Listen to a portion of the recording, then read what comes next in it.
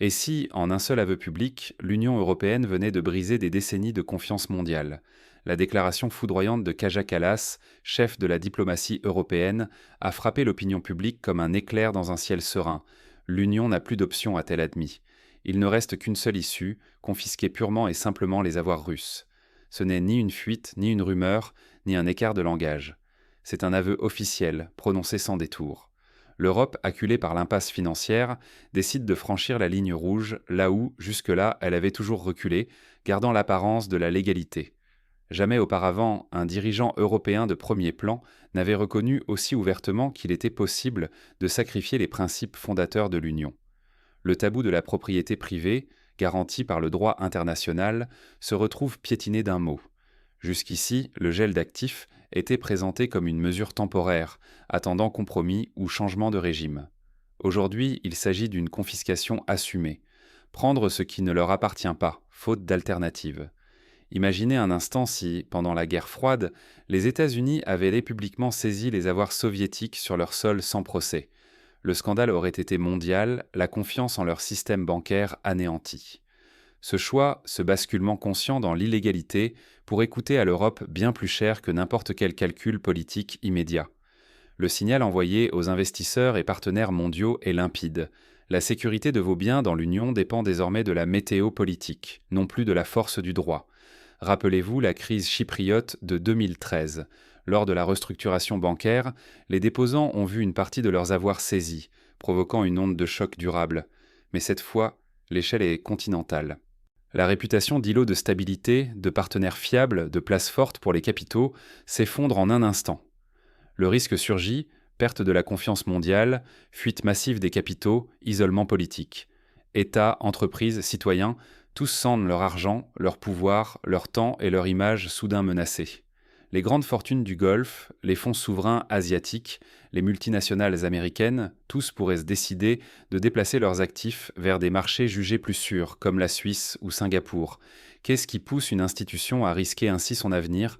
Comment l'Union a-t-elle pu atteindre ce point de rupture, prête à sacrifier sa crédibilité pour sauver une stratégie en faillite? Pour comprendre ce geste radical, il faut revenir sur les pressions qui ont mené l'Union à ce carrefour. Derrière l'aveu se cache une crise plus profonde, dont les racines remontent bien avant l'offensive russe. L'Europe affronte le défi de la cohésion interne face à des intérêts divergents, la lassitude d'une guerre qui s'enlise et la réalité d'une dépendance énergétique qui la fragilise. Par exemple, après la crise de la dette grecque entre 2010 et 2015, on avait déjà observé un effritement de la confiance entre États membres, chaque pays défendant âprement ses intérêts nationaux. Comment une promesse d'unité et de valeurs communes a-t-elle pu déboucher sur l'idée radicale de la confiscation?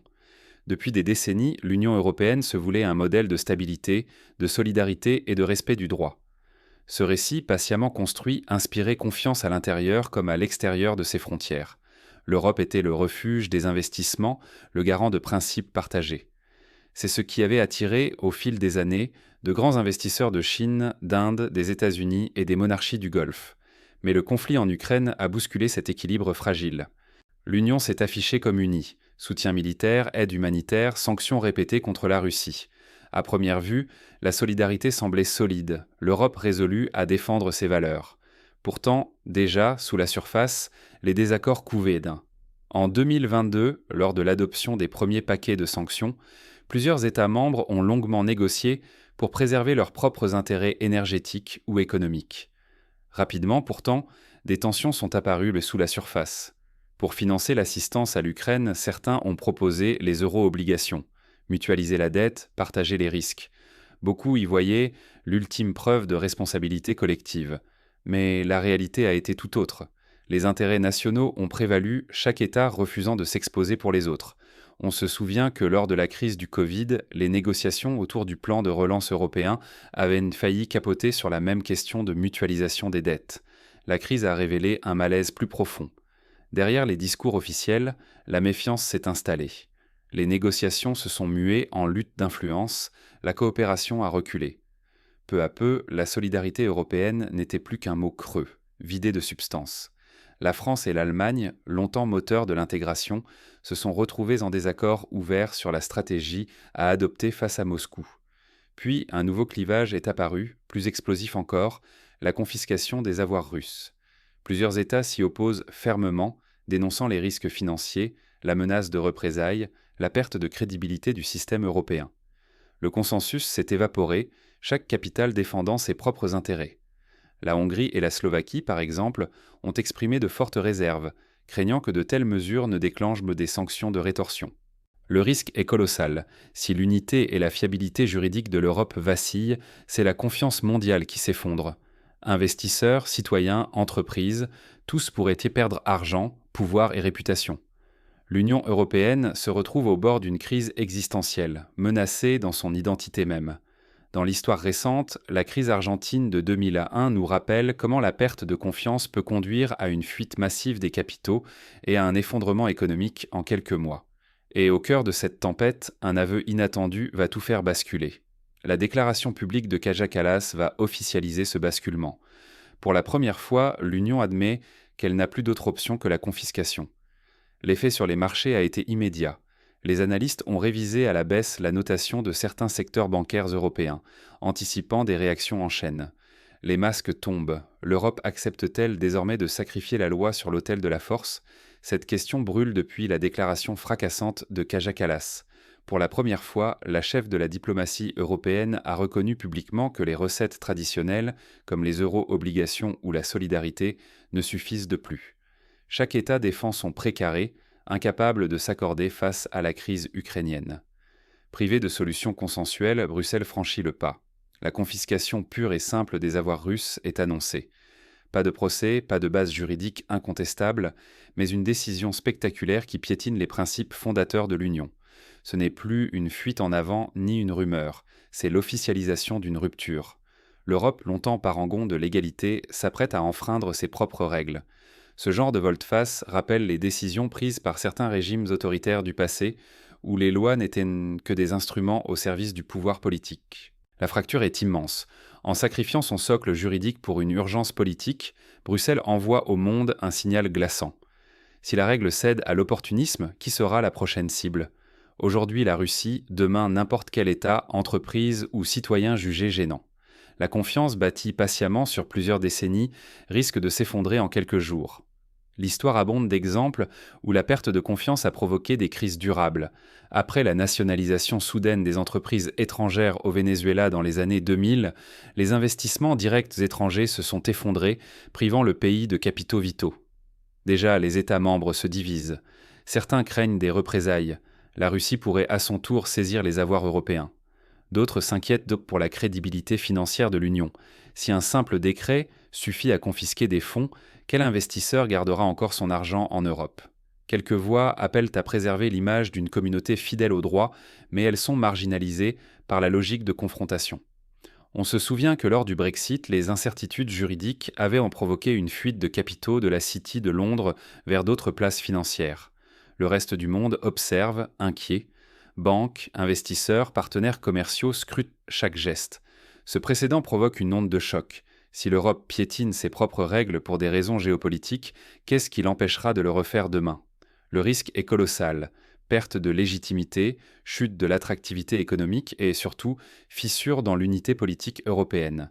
Des scénarios similaires ont été observés en Turquie, lorsque des mesures arbitraires ont été prises contre des sociétés étrangères, provoquant un tarissement des investissements.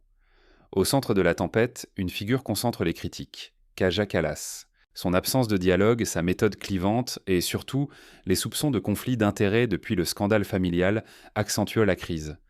Comment prétendre incarner l'exemplarité et imposer des sanctions si la chef elle-même est accusée de double standard ? La crise de confiance se cristallise dans ses choix. L'image de l'Union européenne en souffre d'autant plus que la cohérence entre les actes et les discours semble rompue. L'Europe joue son avenir. En s'écartant de ses propres fondements, elle risque non seulement de perdre la confiance du monde, mais aussi de provoquer une fracture interne. La confiscation des avoirs russes n'est pas un simple ajustement. C'est peut-être l'amorce d'une recomposition douloureuse de l'ordre européen.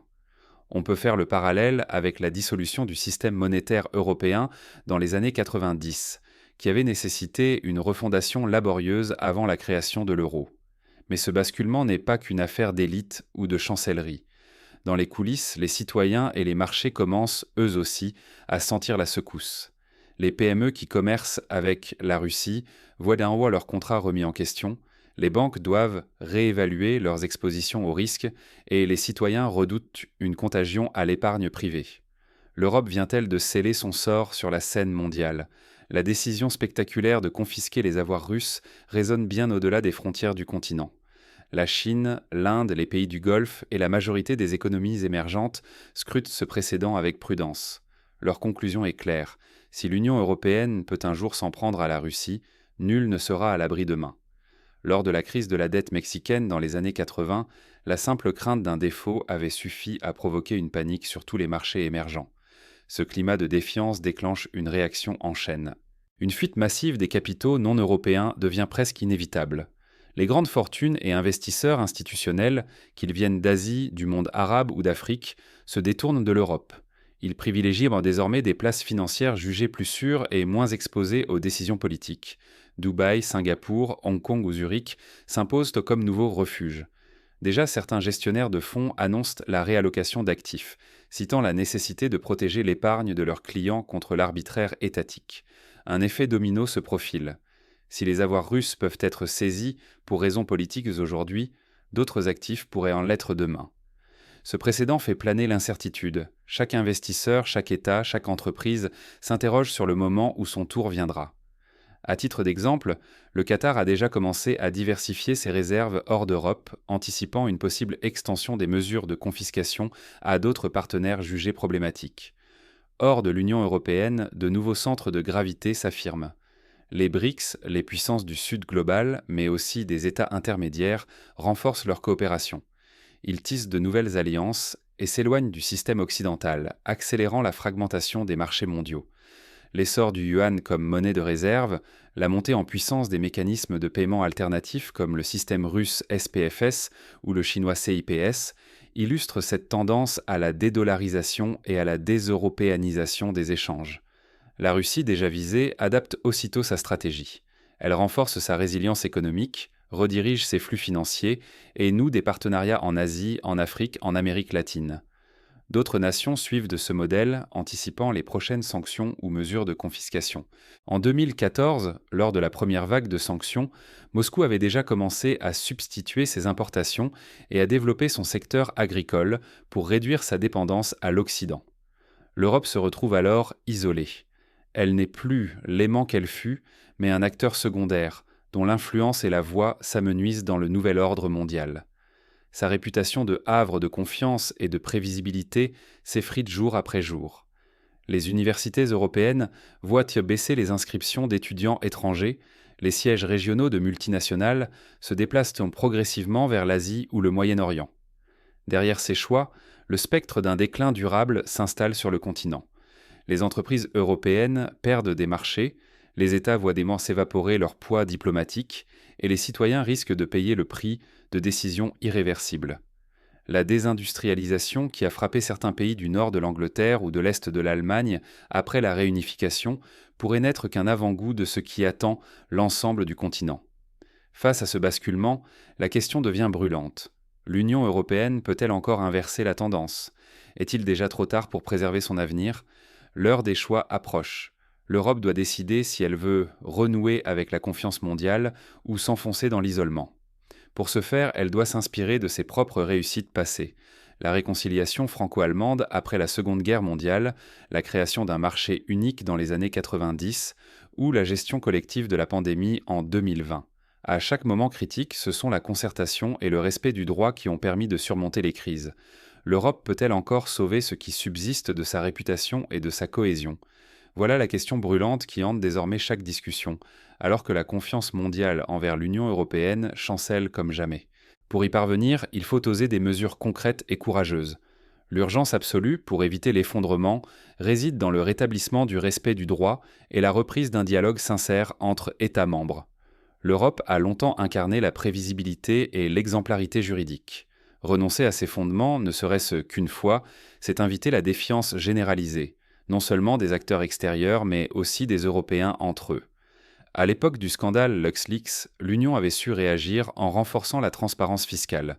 Un sursaut similaire est sans nécessaire aujourd'hui.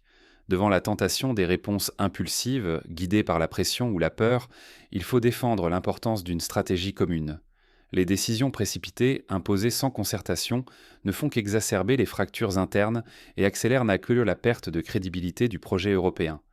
Les États membres pourraient en s'inspirer de la méthode Delors, multiplier les consultations, chercher des compromis innovants et privilégier l'intérêt général sur les intérêts particuliers. L'illusion d'une politique basée uniquement sur les sanctions touche à sa fin. Si l'Europe veut préserver son influence, elle doit renouer avec la négociation, reconstruire des ponts et défendre réellement l'état de droit qu'elle affirme représenter. Les sanctions appliquées sans discernement fragilisent de l'économie, mais surtout détruisent de la confiance qui sous-tente toute coopération internationale. De même, la création d'organes de médiation indépendants, capables d'arbitrer les différends entre États membres, pourrait renforcer la résilience du projet européen. Stabilité et confiance ne sont pas de simples slogans. Ce sont des piliers stratégiques sans lesquels aucun projet commun ne peut survivre. Aucun investisseur, aucune entreprise, aucun État n'osera risquer son capital ou sa réputation si la sécurité juridique n'est plus assurée. Il est donc indispensable de rétablir des garanties solides, renforcer les juridictions européennes, assurer la transparence des procédures et garantir la réversibilité des décisions contestées. La survie du projet européen dépend désormais de sa capacité à se réinventer, à admettre ses failles et à réparer la confiance érodée. Il ne s'agit plus simplement de préserver une façade, mais bien de garantir l'avenir de toutes les générations à venir. C'est peut-être la dernière opportunité pour empêcher l'effondrement de l'Union telle que nous la connaissons. Les citoyens européens, les décideurs et même les partenaires extérieurs ont un rôle crucial à jouer dans cette reconstruction. Voici la vérité que chaque citoyen européen doit désormais affronter. La déclaration de Kaja Kallas n'est pas un simple incident. Elle marque un bouleversement inédit. Désormais, l'illusion d'unité a cédé la place à une crise de confiance aux conséquences incalculables.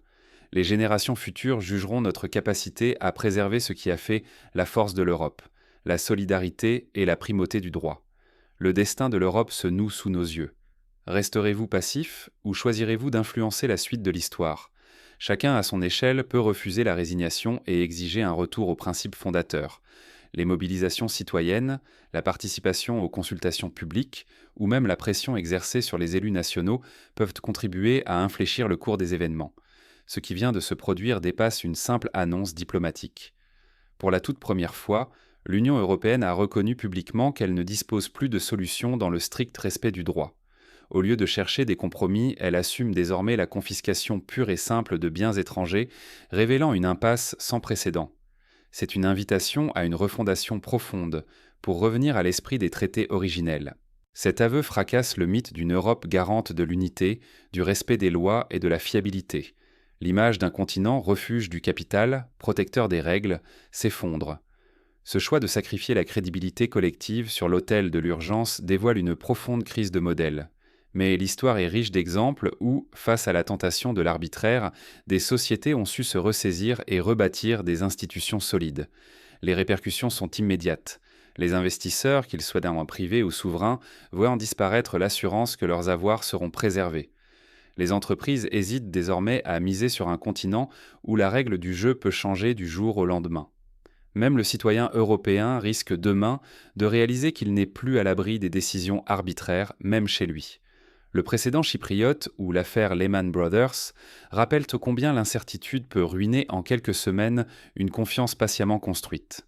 Ce basculement pourrait bien faire entrer l'Europe dans une ère où elle ne sera plus qu'un figurant relégué au second plan de la scène mondiale. Si la confiance s'évapore, si les capitaux s'enfuient, si la voix européenne se tait, alors tout ce qui a été bâti pourrait s'effondrer en quelques années à peine. La tentation du repli nationaliste et la montée des populismes pourraient être les prochains chapitres de cette histoire. Notre responsabilité collective est immense. Rester inerte, c'est accepter que l'Europe abdique son leadership, son influence et son respect. Mais la vigilance, l'engagement et l'exigence de transparence restent entre nos mains. L'Europe n'est pas un concept abstrait, elle vit par l'action de ses citoyens et de ses institutions. Chacun possède une part de ce destin commun. Ce moment restera dans l'histoire comme un tournant décisif. Défendrons-nous la confiance, la légalité et le compromis, ou céderons-nous à la facilité de l'arbitraire, au risque de voir disparaître tout ce qui fait la force de notre continent ? La balle est dans notre camp. L'avenir de l'Europe dépendra non des seules décisions de Bruxelles, mais aussi de la capacité de chaque citoyen, chaque État membre, à exiger et à bâtir un ordre fondé sur la justice, la confiance et la solidarité. Le choix nous appartient encore.